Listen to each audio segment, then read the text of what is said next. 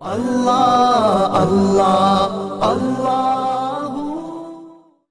بسم اللہ الرحمن الرحیم۔ مکتوبات امام ربانی مجدد الفسانی شیخ احمد فاروق سرہندی رحمہ اللہ الباری، مکتوب نمبر 71 مکتوب، دفتر اول حصہ 2۔ یہ مکتوب شریف حضور امام ربانی مجدد الفسانی رحمہ اللہ الباری نے مرزا داراب نامی اپنے ایک سالک کی طرف بھیجا ہے۔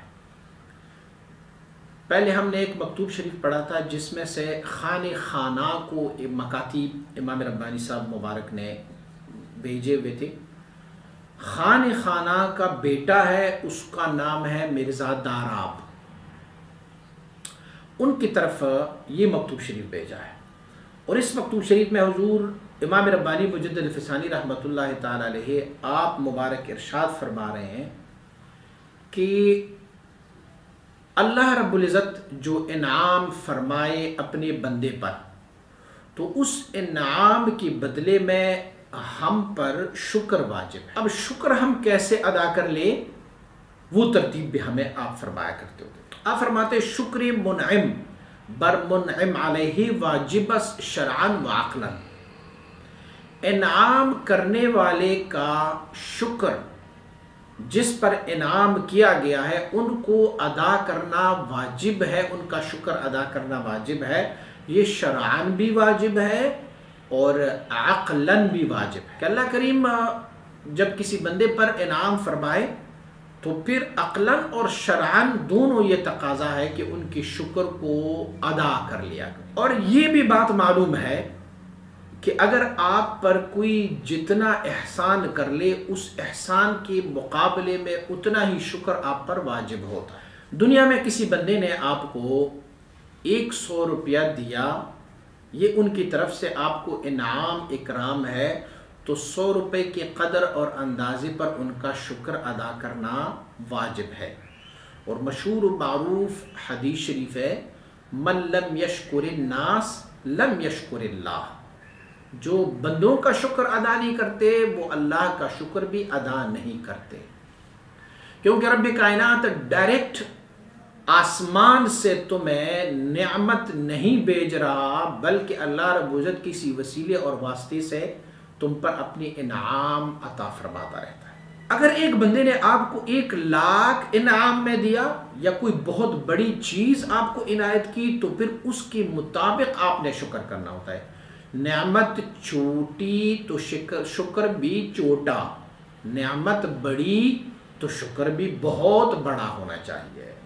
اب ہونا یہ ہے کہ غنی لوگ جو مالدار لوگ ہوتے ہیں، مالدار لوگوں کا کیا ہے؟ آپ فرماتے ہیں پس بر اغنیاء علی تفاوت درجاتہم نسبت بفقراء اضعاف مضاعف شکر واجب آمد۔ مالداروں پر، غنیوں پر، فقیروں کے مقابلے میں ڈبل گنا، ٹرپل گنا، 4 گنا، بلکہ 10 گنا زیادہ ان کی اپنی مالداری کے مطابق شکر لازم ہے۔ غریب کو سوکھی روٹی ملے اور رات کو وہ روٹی کھائیں تو غریب بھی ان کا شکر ادا کرے، لیکن مالدار تو سوکھی روٹی نہیں کھا رہا، اس پر ایک روٹی کا بھی شکر لازم ہے، ان کے آگے گوشت پڑا ہوا ہے اس کا بھی شکر ادا کریں گے، آگے ان کو پلاؤ پڑا ہوا ہے ان کا بھی شکر لازم ہے، آگے ان کو کوئی کولڈ ڈرنکس ملے ہوئے ہیں، اس کے بعد ان کو چائے ملا، ان کے بعد ان کو فروٹ ملا، پھر میٹھا ملا، جو کچھ ان کو ملتے جائیں گے، تو جتنی نعمتیں زیادہ ہوں گی اتنا ان کا شکر بھی ادا کرنا ہی ہوگا۔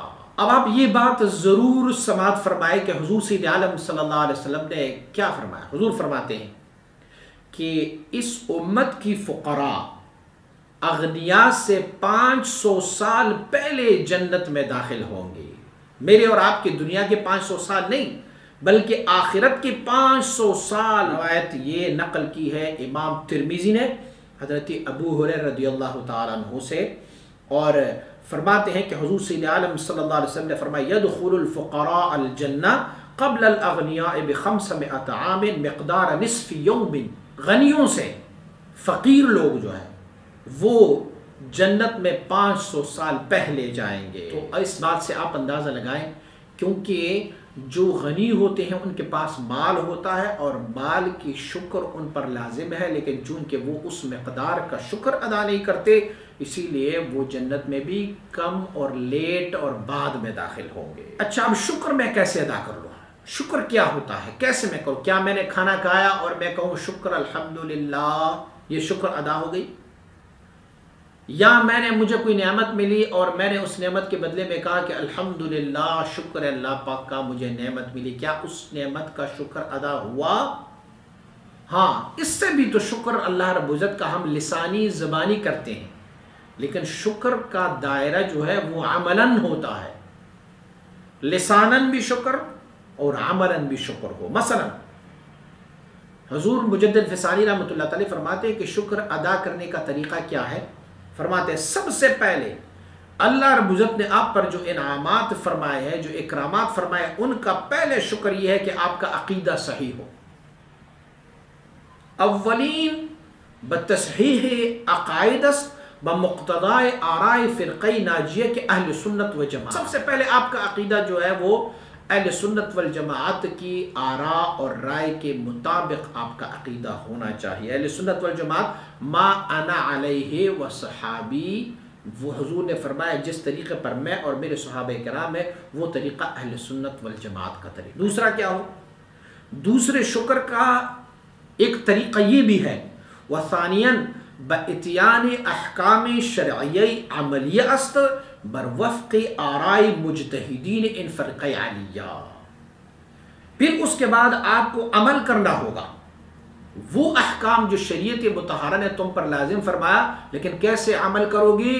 مطابق مجتہدین کرام جو اہل سنت والجماعت کے مجتہدین ہیں ان کے اجتہاد کے مطابق آپ عمل کرتے جائیں گے، تو یہ شکر کا دوسرا چیپٹر۔ اور ذرا فرمائے کہ مجدد الفسانی رحمۃ اللہ تعالی نے یہ نہیں فرمایا کہ آپ صرف احکام شرعیہ عملیہ یعنی جو عمل والے شرع ہے اس پر عمل کر لیا کرو، کیونکہ عملیہ اعمال والے جو ہے اس میں تو آپ کو معلوم ہے کہ آج کل کے دور میں کیا ہو رہا ہے، کوئی کہہ رہا ہے آپ نے ایسے نماز پڑھنا ہے، کوئی کہہ رہا ہے آپ نے ویسے پڑھنا ہوتا ہے، کوئی کہتے ہیں ایسے پڑھو، فلاں زکوٰۃ میں اتنا رقم دو، روزہ یوں کر کے رکھو، فلاں عبادت کی ضرورت نہیں ہے، دستار و امامہ کی کیا ضرورت ہے، سنتیں نہ پڑھا کرو، فرض پڑھا کرو، بس قرآن نے اور حدیث میں جو ہے وہ صرف فرضوں کا تذکرہ ہے، سنن کا نہیں تذکرہ۔ آپ مبارک فرماتے ہیں نہیں، ایسی بات نہیں ہے، جو شرعی احکام ہے جس کی عمل کا ہمیں حکم دیا گیا ہے اس اعمال کو آپ نے کس طریقے سے انجام دینا ہے،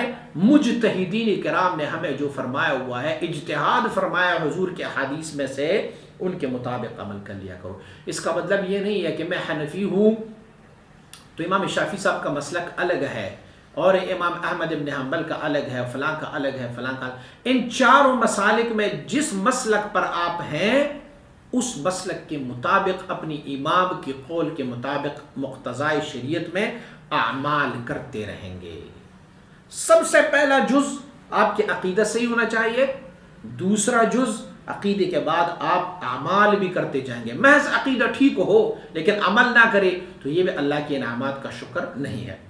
اور تیسرا چپٹر شکر کیسے ادا کر لیں، 3 اہم وجوہ ہے شکر ادا کرنے کا۔ تیسری وجہ یہ ہے کہ ثالثاً بتصفیہ و تزکیہ بر طبق سلوک صوفیہ عالیہ ان فرقہ سنیہ۔ اور تیسری شکر کا ایک چپٹر یہ بھی ہے کہ پہلے آپ کا عقیدہ صحیح ہو، دوسرے آپ اعمال بھی کرتے جائیں گے شریعت کی، اور تیسری جز یہ ہے کہ آپ تصفیہ اور تزکیہ جو سلوک و صوفیہ کرام نے جو ہمیں سلوک کا طریقہ بتایا ہوا اس پر آپ تصفیہ اور تزکیہ بھی کریں گے تو اللہ کی نعمتوں کا شکر ادا ہو گئے۔